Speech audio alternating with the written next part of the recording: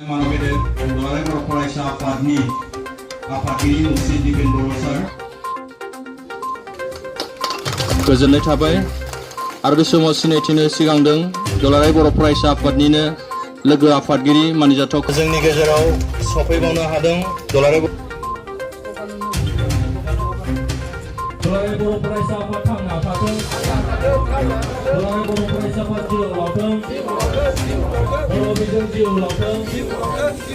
बर' बिजों जिउ लाथों बर' हारिनि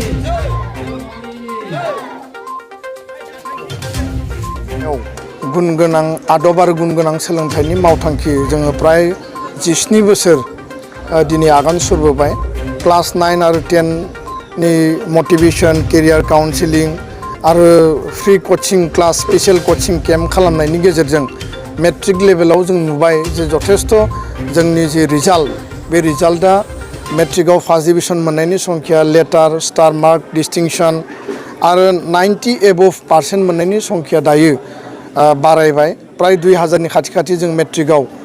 बोसोरफ्रोमबो जों फार्स्ट डिविजन मोननो हानाय बर' बिजोंनि माने स्कुलाव जोङो नुनो मोनबाय आरो बेयाव बिमा बिफा फोरोंगिरि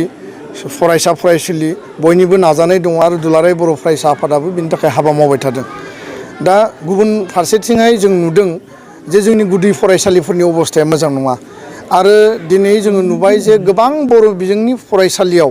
सारा आसाम नाङै फोरोंगिरियानो गैया अबावबा सासे फोरोंगिरि फरायसाया 50, 60, 70 नि बारा दङ किन्तु फोरोंगिरि गैया टेम्परारि एटाचमेन्ट होनानै दोनदों आरो बेजों गुन गोनां सोलोंथाइया मालाबाबो जाफुंनाय नङा निउ एजुकेशन पलिसि भारताव लाबोबाय गोदान सोलोंथाइ बिथांखि मादार टां मिडियामनि सायाव बांसिन गुरुत्त होनाय जादों आरो दिनै बर' बिजोङा क्लास 10 सिम जोङो फरायगासिनो दङ आरो बेयो क्लास 12 सिम जानो थांगासिनो दङ बेबायदि अबस्थायाव जुदि फोरोंगिरियानो गैयाब्ला फोरोंगिरियानो सासेल'ब्ला आरो मोनबा क्लासाव 25टा साबजेक्ट फोरोंनांगौ 5 घन्टानि समाव बे मालाबाबो सम्भब नङा दा फाउन्डेसन लेभेलाव प्राइमारि लेभेलाव गुदि फरायसालियाव जुदि गुन गोनां सोलोंथाइ मोनाब्ला जेखौ नेवता सोलोंनांगौ सानखान्थि सोलोंनांगौ ABCD सोलोंनांगौ बा गुबुन गुबुन जिखिर बिथिंफोर दङ साबजेक्टफोर दङ सम मथे बे माने थाखो खथायाव जुदि बे फोरोंनाय जायाब्ला बे फरायसाया उननि समाव थांनानै बे फरायसालि गारगोन बा बियो ड्रप आउट जागोन नङाबा बियो नांगौ बायदि मोजां रिजाल्ट खालामनो हानाय नङा गुन गोनां सोलोंथाइनिफ्राय बे बन्चित जागोन दा बेखायनो जोङो आसाम सरकार आरो BTR सरकारखौ जों खावलायबोदों जे टेटनि गेजेरजों टेट पास जाना थानाय जेसेबां भेकेन्सि पजिशन दङ बेखौ फुल फ्लेजेड एपइन्टमेन्ट होनानै आसाम सरकारा गावनि बिबानखौ रुजुननानै फोरोंगिरि थिसननांगौ आरो फोरोंगिरि गैयै सिंगल टिचार स्कुल बिनि जेंनाखौ फोजोबनांगौ आसाम सरकार BTR सरकारा टेट एपइन्टमेन्टखौ होआखै नङा होबाय थादों किन्तु बियो साफिसियेन्ट जायाखै जोङो दाबि दैखांबाय आरो जेब्लासिम बे एपइन्टमेन्ट प्रक्रिया जाया बा सरकारनि खामानिया बिराद स्ल' आरो जोबोद डिले जायो दा बेखायनो जोङो माहारिनि बिबान सामाजिक बिबानखौ जोङो रुजुननानै जिहेतु दुलाराय बर' फरायसा आफादा सोलोंथाइनि सायाव खामानि मावबाय थादों सानै दङ जायफोरा BA BCom BSc जाबाय बा मास्टार डिग्री खालामबाय सोरबा DLED लानानै दङ सोरबा BEd पास खालामनानै दङ बेबायदि टिचारफोरखौ नागिरनानै फ्रि अफ कस्ट भलुन्टारि 1000 आसाम नाङै बेबायदि फरायसालियाव जोङो एपइन्टमेन्ट होनायनि गेजेरजों बिथांमोनखौ फोरोंहोनायनि बेबस्था जों खालामगोन आरो बिनि गेजेरजों जाहाथे जोंनि फरायसा फरायसुलिया गुन गोनां सोलोंथाइ मोननो हायो आरो बेखौ जिउआव बिथांमोना साफा सुबुं धोन हिसाबै गावखौ गायसननो थाखाय मोजां सोलोंथाइ गोग्गो सोलोंथाइ गुन गोनां सोलोंथाइ लानो हायो बे उद्देश्यजोंनो जोङो आरम्भ खालामदों दिनै सालाकाटिनि बे नादानगुरि LP स्कुलाव क'क्राझार तितागुरि BOनि सिङाव बेयो गोलैयो आरो बेयाव जों नुबाय जे 70 नि बारा स्टुडेन्ट दङ किन्तु टिचारा सासेल' आरो बे सासे टिचारजों 70 जन गथ'फोरखौ फोरोंनाया मालाबाबो सम्भब नङा दा बेखायनो जों क'क्राझाराव दिनै जागायबाय गुबुन जिल्लायावबो जागायबाय आरो बे कन्टिनिउआसलि नैबे 1-2 मासनि गेजेराव बे कमप्लिट जागोन गिबियावनो आं दुलाराय बर' फरायसानि मानगोनां दैदेनगिरि बिथांमोननि जेनाखि हाबाफारि लादों जोंनि फरायसालियाव बेनि थाखाय आं बिथांमोनखौ आंनि फारसेनिफ्राय आरो जोंनि SMC बडिनिफ्राय आङो गिबियावनो साबायखर होग्रोबाय दा जोंनि 352 नं नादांगुरि गुदि फरायसालियाव आं जेब्ला साख्रियाव जइन लाफैयो 2015 आव अब्ला 3 फोरोंगिरि दङमोन। बे 3नि गेजेराव 2आ रेगुलार आरो सासेया टेटनिमोन आरो टेटनि कन्ट्रेक्चुएल टिचार। बिनि उनाव 2016 आव माने आनलाकिलि गाहाय फोरोंगिरिया गावनि देहायारि प्रब्लेमनि थाखाय बियो फरायसालियाव फैनो हायाखै।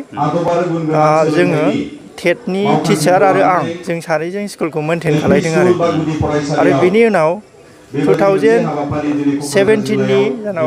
फेब्रुवारिहालागै जोबनायहालागै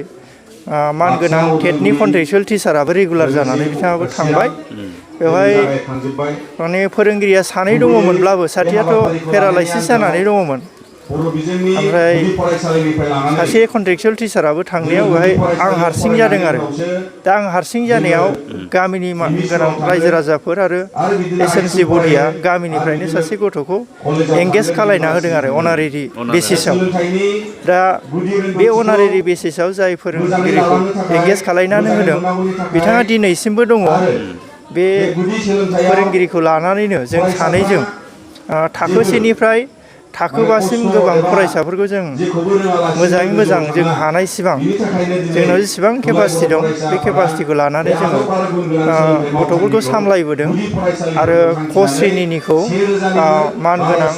अंगनबादि वार्कार आरो बिथांनि हेल्पार बिथांमोना फोरोंबोदों आरो बेबायदि फोरोंनाय लेखायैनो हयथ' गथ'फोरा जिखिनि रोंनांगौ बेखिनिखौ बांद्राय रोङाखैब्लाबो मथा मथि फोरोंनायखौ जोङो जोंनि फारसेनिफ्राय फोरोंनानै गथ'फोरखौ दिनैसिम माने जोंनि फरायसालिनिफ्राय फारि फारि बारग'होगासिनोबो दं आरो दा बेवहाय आं मोनसे मोनदांदों। दा गंसे फरायसालियाव सासे फोरोंगिरिया माने एसेबां बुरजा गथ'खौ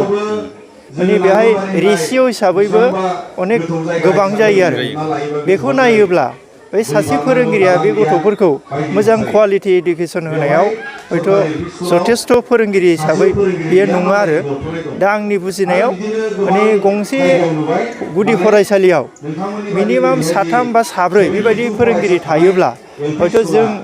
जे साबजेक्ट सरकारा थि खालायनानै होदों बे साबजेक्टफोरखौ जोङो प्रपारलि आरो